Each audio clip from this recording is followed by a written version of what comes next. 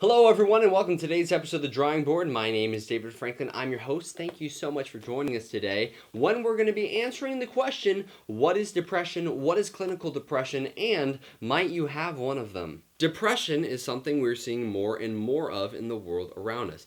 Documented depression and suicide is increasing exponentially. So, how do you know if you're actually depressed, and what can you do about it? First off, depression is different for everyone. Depression isn't just sadness either. It's a pattern of sadness coupled with apathy. Basically, depression makes the sun shine dimmer, colors duller, and all aspects of life seem bleaker, with seemingly no hope and no end in sight. And while everyone experiences depression differently, in different intensities and durations, the way that people experience them neurologically is quite similar. Think of your thoughts as a small river. Your thoughts travel through the channel, twisting around, and the longer the thoughts run through the channel, the deeper and wider the river becomes, allowing more water to flow through it, making the river deeper and wider, making it easier for other water sources to find its way to the powerful river. You can also think of it as someone who walks around the inside of a trench, and the more that they walk around the trench, the more the path wears down, and the deeper the trench that they walk through. The trick is to find a way to divert the water from the river, or to find a ladder tall enough to get you out of the trench. However, this is easier said than done. The longer you have these thoughts, the harder they are to stop. So how does depression start? For some people, depression begins with anxiety or worrying a lot, sadness, lack of energy, or motivation, and sometimes it happens suddenly.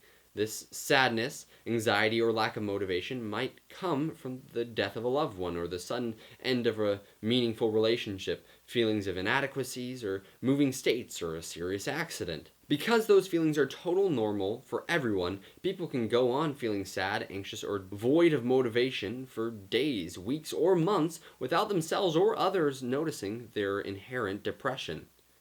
Depression can last for a relatively short amount of time. Again, depression is just sadness without hope combined with apathy. Sadness that seems endless and dissolves any cares they have about any other things in their life.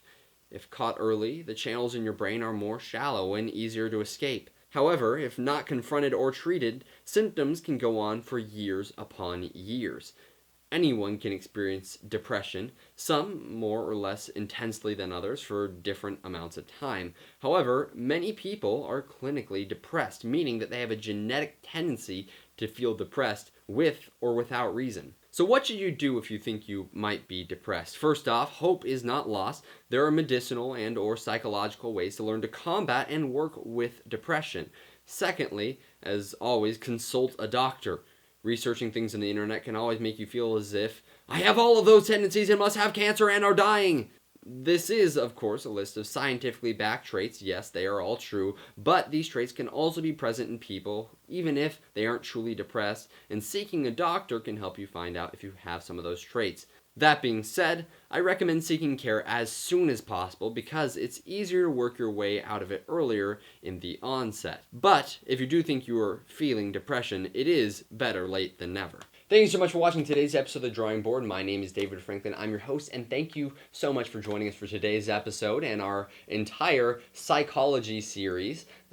Something I'm actually really pleased with. I have a lot of fun doing psychology, even though I'm an engineer. It's something I am passionate about. In fact, I'm writing a book on evolutionary psychology and how we can study it and other scientific studies to learn how to control our emotions and have a better life in general. That should be coming out in a couple of months. I'll keep you posted on it. But thank you again for watching our psychology series. If you like what you saw, go ahead and click that blue button in the corner over there. And make sure to join us next week when we're going to be leaving the psychology thing behind for a bit. And we're going to be talking about experiments for kids that are fun even for adults. And then after that, experiments that are only for the big kids. Thanks again for watching, and we will see you guys soon.